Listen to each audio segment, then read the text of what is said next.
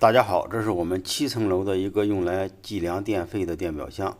由于原来它租住的是整层，我们没有给它每一个房间都安装电表，而是在这儿为整层安装了一块总表。今天呢，它就要退租了，并且电表的电费也所剩无几。因为这种插卡式预付费的电表在欠费的时候，空开里面安装的这个分离脱扣器就会动作，就会断开7层的供电。现在呢，我们还想保留着这个配电箱，即使是在上面这个表在欠费的情况下，我们的空开供电不受影响。这2根蓝色的细线就是为分离脱扣器供电的。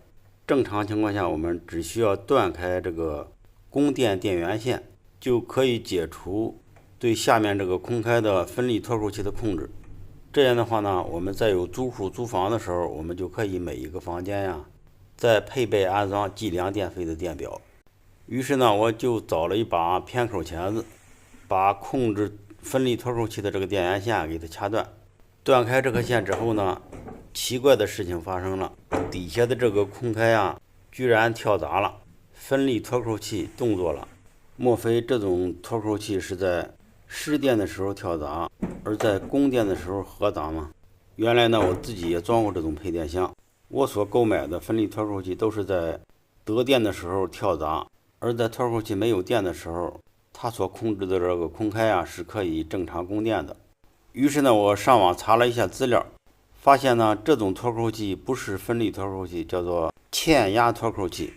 它的特点呢，就是脱扣器在供电的时候，空开呢可以正常闭合使用，而一旦欠压或没有电压的时候，欠压脱扣器呢会使空开跳闸。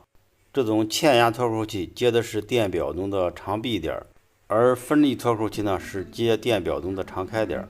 它们的性质不同，所以说接线也不同，并且分离脱扣器供电的接线是接在被控空开的下端。明白了这个原理之后就好办多了。只要我们把这个脱扣器不通过电表直接接到电源上就可以了，使它呢始终处于一种得电的状态。这时这个空开呢将不会再受电表的控制。为了方便大家的理解，我画了一张草图，感兴趣的朋友不妨自己分析一下。